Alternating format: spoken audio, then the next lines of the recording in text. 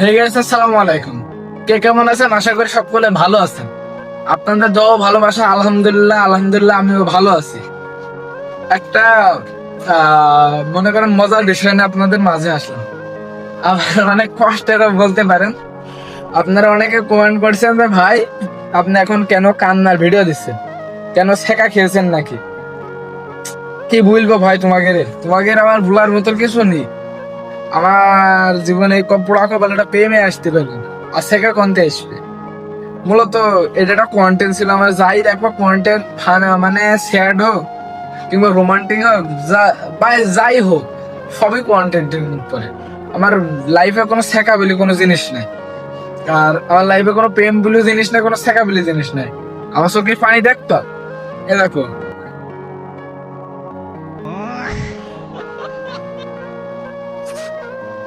আমার চোখের পানি, এ তোকে এইভাবে নিয়ে এইভাবে দি স্যালুট ভাই স্যালুট আপনার ভিতরে এত প্রতিভা ভাই আপনি আগে কেন দেখালেন?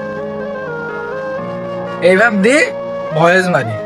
আর তোমরা মনে করো কি হইলো, কেমন লাগছে এরকমই। আর আমার অনেকে ভাই বলছেন যে ভাই কোথায় শেখা গেছেন, মেয়ের নাম কি, হেন তেন। মূলত আমার লাইফে কোনো শেখা বলে জিনিস নেই ভাই। এই যে এভাবে একটা কন্টেন্ট মানে ভিডিও আমার ভালো লাগে, এই ভিডিওটা স্যাড ভিডিও আমার পছন্দ।